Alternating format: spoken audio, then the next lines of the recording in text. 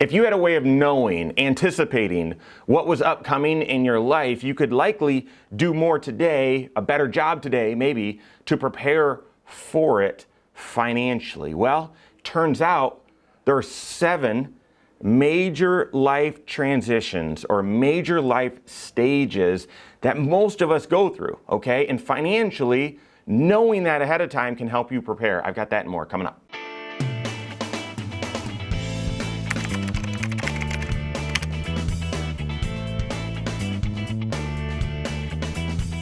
My name is Mike Bernard. I'm the host of the Wise Money Show. I'm also one of the certified financial planners right here at Cohorn Financial Group. Make sure you hit that subscribe button, turn on notifications, and smash that thumbs up button. So if I could predict, not with perfect certainty, because that would be impossible, but for most people, if I could mostly predict financially the big transitions ahead of you in life, the big moments that you've got to really get right financially in order to have financial success. If I could predict those, if I could tell you what those were, and maybe not perfectly tell you when they would occur, but give you some sense, do you think you'd have a better chance at making decisions or doing things today to prepare for those upcoming changes and basically navigate those changes towards financial success? I think so. In fact, Stephen Covey says being proactive is the very first habit of highly effective people. And I would say financially that being proactive is probably one of the most, if not the most, important values towards financial success as well. One of the most important attributes towards financial success as well, being proactive, being able to look ahead, think ahead, anticipate ahead, and make some decisions today to make sure that you're ready for what's coming. So there are 7 major life transitions that not all of us face, most of us face these, okay? About 7. And if for those of you where it doesn't, all 7 of these don't apply, 4 of them likely will, 5 of them likely will, could be 6, many of us all 7. And the point of talking through these is so you can anticipate what lies ahead and plan for it. As I'm sharing these 7 transitions, the one key thing that stands out or that really needs to be a theme for you financially in order to have success during each of these stages. So let's get into it. The first transition, major transition in your adult life is sort of becoming an adult at its kind of root, and that is transitioning from school to work. From school into a career, from learning to applying. That's the first major transition. And to me, this one is one of the most important because this is where you're setting up habits. If I could tell you one theme in order to have financial success in this phase and kind of set you up for success in the future ones, it's building the right habits. It's having habits. This is where you're setting the foundation of how are you going to treat debt, how are you going to treat savings, how are you going to treat cash flow and budgeting. Are you going to borrow a lot of money? Are you going to save up a lot? Are you going to be frugal? Are you going to be careful? So those sorts of things, when you're transitioning, whether that's right out of high school into a career or out of college into a career, that first major life transition is shifting from school into work. The second financial transition or major life transition that most of us, not all, most of us go through after shifting from school to work is shifting from single to married. And obviously, this is a huge life adjustment, a huge financial adjustment as well. In order to get this right financially, the theme is communication. You are each bringing your own money view. Think of that as a world view, but about money.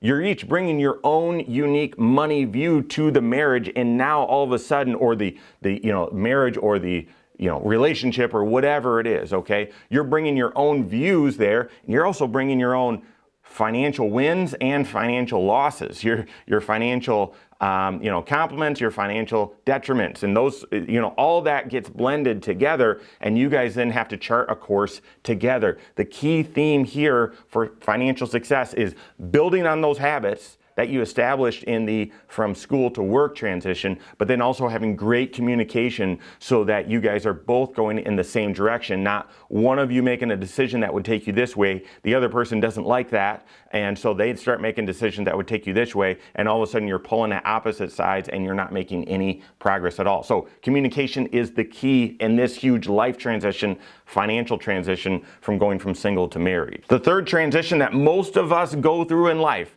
I would argue, is the most difficult financially transition of all of them, and that is going from not being a parent to becoming a parent, okay? To not having kids to now having kids. Why would I say that's the most challenging financially to get right? And to me, that's because typically you're still trying to figure out your financial life. You've probably made some mistakes. You're trying to build a foundation, maybe saving up for a house. You're wanting to buy a vehicle, something like that. Maybe still paying off student loans. You're probably not making a ton of money, still trying to establish yourself in a career. You're still trying to figure it out. And then all of a sudden, you've now got to plan for another person, okay? So everything shifts in this transition. If I could give you a theme for this one, it's budget. Financially, the theme for going from not being a parent to becoming a parent is budgeting. Why? Because all of your expenses change. And if you don't recognize that and don't anticipate that, it's going to be a difficult situation. I just did a video about the 3 budgets you need to have when you're having a baby. I mean, because financially your income's gonna likely change, okay? Either during that maternity time period or after, once you're taking care of that child. And if your income doesn't change or doesn't change much, your expenses most certainly will, okay? Diapers, child care, health insurance, all, shopping, going out to eat, all of these things now are more expensive or they're different. You might even buy a different house. You might have to get a different car. Your expenses change. And so the theme during this major life transition for those of you that go from not being a parent to now having kids, the big financial theme for success is budgeting. Building on those habits, okay? Having great communication with your spouse or significant other, and then budgeting as well. The fourth major life transition, if you had the transition of not being a parent and now having kids, and you're going to go through this fourth transition, likely, which is having your kids in college, okay? Financially, this is a big transition. Why? Because even if you say, hey, we're not helping with college at all, that's fine, but your expenses will change as you still care for that dependent of yours, okay? And so for those of you, and I would say not all, but on average, most parents want to help some with college, and so this is a big life transition as well, where you still have some of the expenses of having that dependent. You're still buying food and buying clothes most likely, but then you're also paying for their rent, or you're paying for their tuition, or whatever it is, buying books or whatever it is. And so financially, this is a challenging transition as well, going from having these young kiddos or maybe adolescents to having them in college and helping them with that financial expense. The key theme in this stage is boundaries, okay? Is boundaries. And so the reason why I bring that up, not to state the obvious, but it's hard to think about.